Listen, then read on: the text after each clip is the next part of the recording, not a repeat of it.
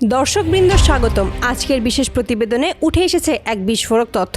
বাংলাদেশ আধিকায়নের পথেই আরেকটি বড় পদক্ষেপ নিতে গেলেই যে দেশের ছায়ার সঙ্গে সঙ্গে নড়ে ওঠে আবারও সেই একই প্রতিবেশী দেশ ভারতের হস্তক্ষেপের অভিযোগ সামনে এসেছে। বাংলাদেশ ইউরোপের উন্নত মাল্টিরোল ফাইটার জেট কেনার জন্য যখন গুরুত্বপূর্ণ চুক্তিতে অগ্রসর হয়েছে তখনই নড়েচড়ে বসেছে ভারত। আর তাদের সরাসরি চাপের কারণেই বাংলাদেশ এখনও সেই অত্যাধুনিক যুদ্ধবিমান হাতে পেতে পারছে না, এমনটাই দাবি উঠেছে কূটনৈতিক, সামরিক এবং রাজনৈতিক মহলে। ফোর্সেস গোল 2030 অনুযায়ী বাংলাদেশ তার বিমান বাহিনীকে আরও শক্তিশালী করতে চাইছে। এ লক্ষ্যে ইউরোপীয় নির্মাতাদের সঙ্গে আলোচনার মাধ্যমেই সর্বাধুনিক মাল্টিরোল যুদ্ধবিমান, রাডার অ্যাভয়েডেন্স প্রযুক্তি, ইলেকট্রনিক ওয়ারফেয়ার সিস্টেম এবং দীর্ঘপাল্লার আক্রমণ ক্ষমতা সম্পন্ন ফাইটার জেট কেনার উদ্যোগ নেওয়া হয়। সবকিছুই এগোচ্ছিল দ্রুত গতিতে। বিশেষজ্ঞদের মতে এই বিমানগুলো বাংলাদেশ প্রতিরক্ষায় নতুন মাত্রা যোগ করত।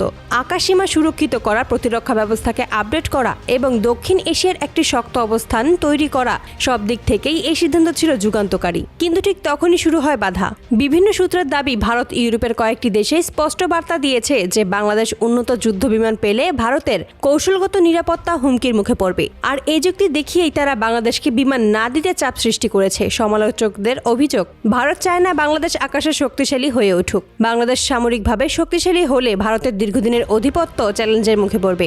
দক্ষিণ এশিয়ায় ক্ষমতার ভারসাম্য বদলে যেতে পারে। এই ভয়েই ভারত সবসময় বাংলাদেশ প্রতিরক্ষা উন্নয়নকে সীমাবদ্ধ রাখতে চায়। বাংলাদেশের ওপর প্রভাব বজায় রাখতেই ভারত এমনটা করেছে, এমন অভিযোগ এখন তীব্র থেকে তীব্রতর। 1971 সালে পাকিস্তানের শোষণ থেকে মুক্তি পেলেও দীর্ঘ 4-5 দশক ধরে বাংলাদেশকে নিজের প্রভাব বলিয়ে রাখতে চায়। কূটনৈতিক থেকে অর্থনৈতিক, পানি বন্টন থেকে সীমান্ত, সব জায়গাতেই ভারতের প্রভাব স্পষ্ট। বিশেষ করে ক্ষমতাসীন আওয়ামী লীগ সরকারের সময় এই প্রভাব বহুগুণ বেড়েছে। এমনকি 2009 সাল থেকে শুরু করে গত 1.5 দশকের মধ্যে ভারত বাংলাদেশে তাদের রাজনৈতিক সমর্থিত কাঠামো তৈরি করেছে, যাতে তারা যা চায় তা বাস্তবায়ন করতে পারে। বছরের পর বছর ধরে বিভিন্ন বিতর্কে উঠে এসেছে আরেকটি ভয়ঙ্কর অভিযোগ, বাংলাদেশ সেনাবাহিনীর শতাধিক অফিসারকে হত্যার পেছনে ভারতের হাত থাকার দাবি। যদিও এই অভিযোগের কোনো সরাসরি নিশ্চিতকরণ নেই, তবুও রাজনৈতিক মহলে এটি আলোচনার কেন্দ্রবিন্দু। একটি দেশকে দুর্বল করতে হলে প্রথমে সেই দেশের সেনাবাহিনীকে দুর্বল করতে হয়, আর যুদ্ধবিমান সংগ্রহে বাধা দেওয়া সেটিও এক কৌশলের অংশ।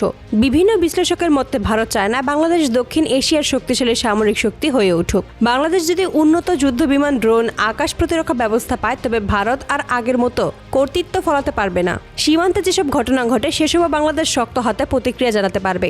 ভারতের উদ্বেগ তাই সাধারণ নয়, এটি তাদের কৌশলগত সুবিধা হারানোর ভয়। বাংলাদেশের জনগণ স্পষ্টই চায় বাংলাদেশের নিজস্ব প্রতিরক্ষা ব্যবস্থা হোক শক্তিশালী, আধুনিক এবং স্বনির্ভর। কিন্তু প্রতিবেশী পরাশক্তির চাপ থাকলে সেই পথ সবসময় কঠিন। যাই হোক, বাংলাদেশ বর্তমানে বিকল্প উৎস খুঁজছে এবং বিভিন্ন শক্তিধর দেশ এখন আর ভারতের কথায় আগের মতো কান দিচ্ছে না।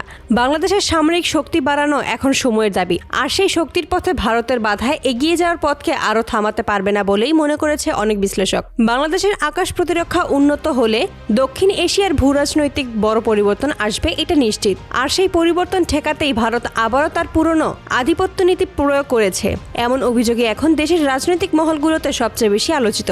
এই প্রশ্ন এখন জনগণের, বাংলাদেশ প্রতিরক্ষা কি ভারতের অনুমতি নিয়ে চলবে, নাকি বাংলাদেশ তার নিজের স্বার্থে নিজেই সিদ্ধান্ত নেবে? এটাই সময় নিজস্ব শক্তিতে দাঁড়ানোর।